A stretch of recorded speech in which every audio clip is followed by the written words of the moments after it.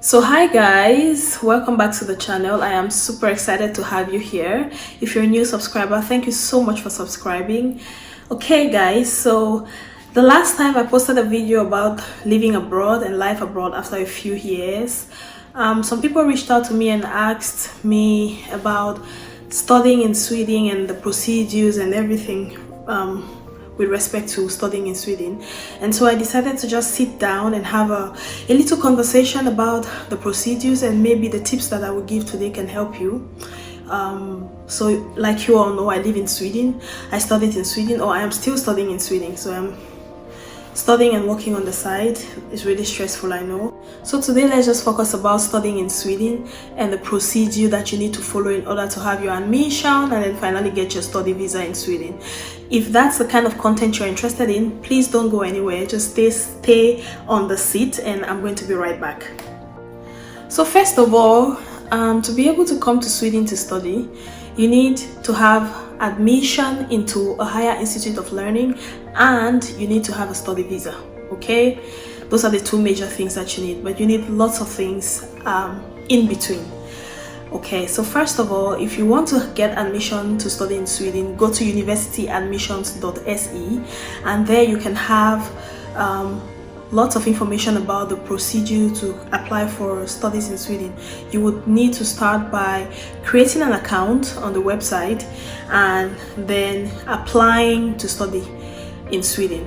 Now, I would like to say that most institutions in Sweden that take in international students only do so from the level of masters and above, masters and PhD and so on and so forth.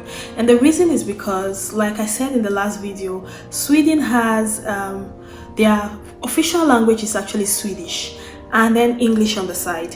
And most courses or most schools only offer education purely in Swedish until the level of the bachelor's degree. So apart from a few international institutions or international primary, international secondary schools, which are present in Sweden, of course, in most of the cities, apart from these, the system of education itself, I mean, like the Swedish government system of education itself, is such that education is given in Swedish from elementary school or from nursery or whatever, right up to the bachelor's degree. At the level of the masters, most programs at the level of the masters are given in English language. So if you're coming to study in Sweden and you're coming to study a master's degree, then you can have the opportunity to study in English. Most master's programs and PhD programs in Sweden are given in English language. Most, not all, but most.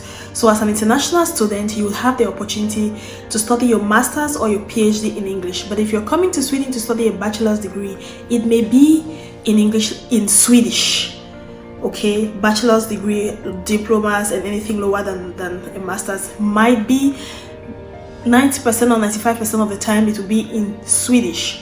Okay, even though they teach English in school until that level, so that the Swedish community is very can really speak English. Their learning system is in Swedish right up to the level that I mentioned. So if you intend to study in Sweden, there's a very slim chance that you'll be able to do a bachelor's or something below a master's if you cannot speak Swedish. And most people who come here to study do not really speak Swedish. So this video might be helpful to everyone, but I think that the people that it will really help are the people that are coming to study masters and PhDs and anything above bachelor's degree. So I will start by telling you the first step. The first step is to find admission into a Swedish university. And like I initially said, you go to universityadmissions.se and you look for a program. You find a program, or you find 4 programs, because at the level of the masters you need to apply for 4 different programs, and you need to rank these programs according to your preference. So your first choice, your second choice, your third choice, and your fourth choice. You have the opportunity to apply for 4 programs at a time. And then if you qualify for the first choice, and if you qualify for the first choice, they are going to give you the first choice. You might qualify, but there are many people that apply for the first choice that you applied for. Then they are going to use other criteria to screen, and then they are going to come out with the final list. But the baseline is that you apply for 4 different programs. You rank them in order of your preference, right? So your first choice, your second choice, your third choice, and your fourth choice. Now, admission, the bigger, or there are 2 seasons when admission is opened for international students, in between September and October, and then somewhere in June. So for September, October, when admission portals open in September or in October, they are open until around January, and then when they open in June, they are open around June, July. When you apply in between October and January, it is to start, if for instance, if you apply in October of 2024, or October, November, December 2024, it is going to be for you to start school in September 2025. If you apply in June of 2024, it's going to be for you to start school in January of 2025. So usually the procedure is a long one when you're applying to study in Sweden as an international student. It takes a couple of months, almost a year, before the whole procedure is completed. Now, when you go to universityadmissions.se and you create an account and you rank your choices, you submit your application. When you pick your 4 choices, you pay your application fee because you're an international student. So for people who hold a different visa apart from a study visa, maybe a work visa, they are eligible to study for free in Sweden. For people who are European Union permanent residents or European Union citizens, they are eligible to study in Sweden without paying for application fees. But as an international student, and I believe this video is going to really be addressing international students, then you need to pay an application fee. Usually when you go to the website, you would see how much it costs. You can convert that money to your local currency. Just go on Google, convert it to your local currency, put that sum in a card, and then you can pay for your application fees. Now, when you apply and pay for your application fees, then you have to wait. You wait a few months. Usually around April, the admission list comes out. I mean, for people who applied for studies, who applied between October and December, around April, the admission list comes out, and then you get to see if you were selected for the program or not. Now, if you're selected for the program, great, congratulations. You proceed to apply for a study visa. To be able to apply for a study visa, you need to pay your tuition fees. You need to have paid at least one installment, or one installment which is equivalent to 1 semester of tuition fees. And this is what you will use together with your admission letter to be able to apply for your visa. Okay, so now when you're applying for the course or for the programs, you send in your email, and it is through this email that they will be communicating with you from time to time.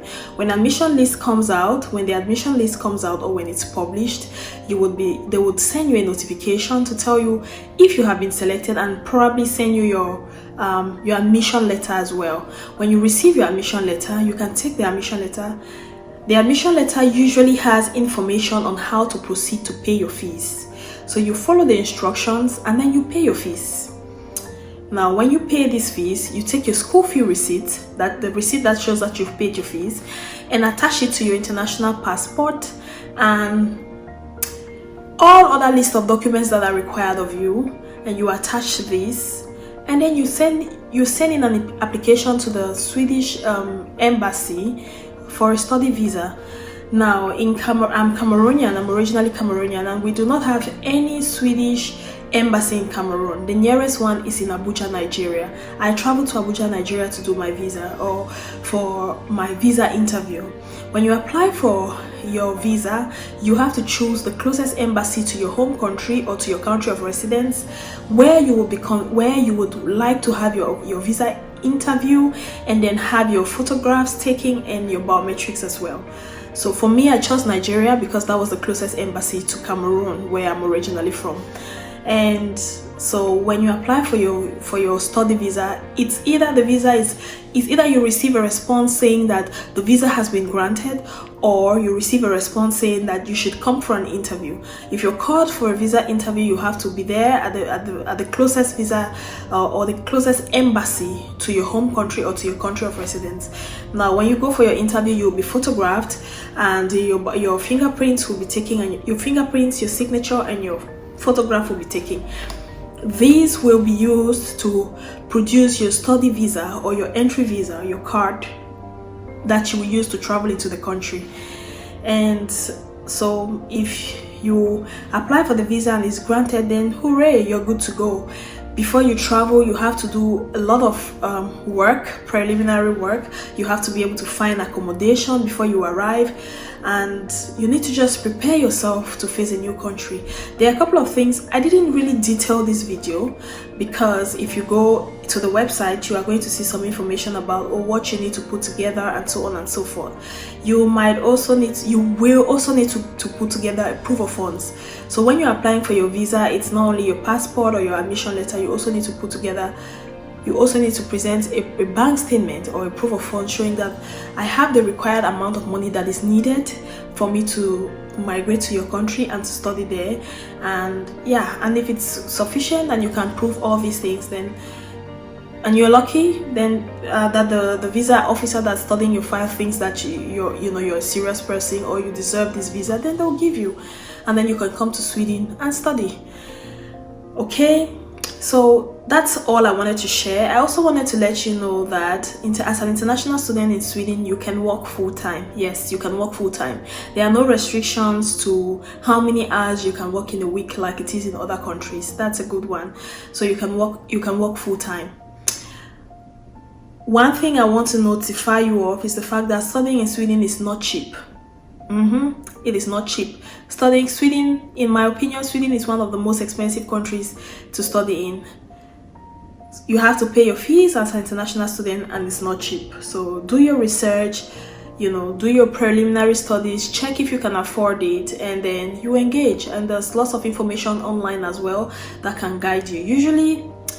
Sometimes it's good to have somebody that has walked through the procedure to just guide you or to talk to you, but I think it's something that lots of people can do it by themselves as well. So yeah, that's the end of the video.